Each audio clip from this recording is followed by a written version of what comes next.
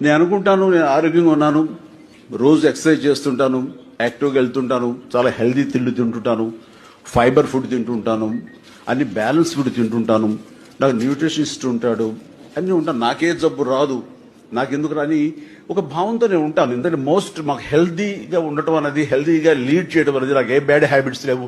ఎప్పుడు సోషల్గా ఫ్రెండ్స్ ఉంటే కనుక వాళ్ళతోటి ఏదో వైన్ లాంటిది ఏదో క్లింగ్ అనిపించడం తప్ప. ఓకే.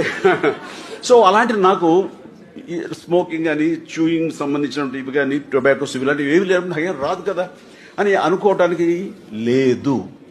కాబట్టి అలాంటి నేను ఈ మధ్యకాలంలో, ఇది ఇంతవరకు ఎక్కడ బయట చెప్పలేదు, చెప్తున్నాను, ఏఏజీ హాస్పిటల్లో ఒక సర్టన్ ఏజ్ వచ్చిన తర్వాత 45 అబోవ్ కొలనోస్కోప్ చేయించుకోవాలి. కోలన్ క్యాన్సర్ అనేది చాలా కామన్గా వస్తుంది.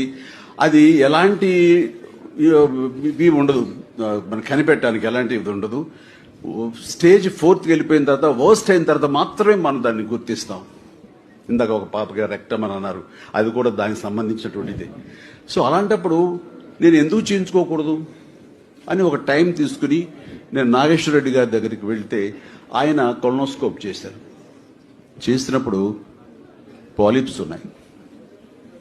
ఈ పాలిప్స్ని వదిలేస్తే, ఇప్పుడు అది బినైన్ వదిలేస్తే మ్యాలిగ్నెంట్గా మారిపోయే అవకాశాలు ఉన్నాయి.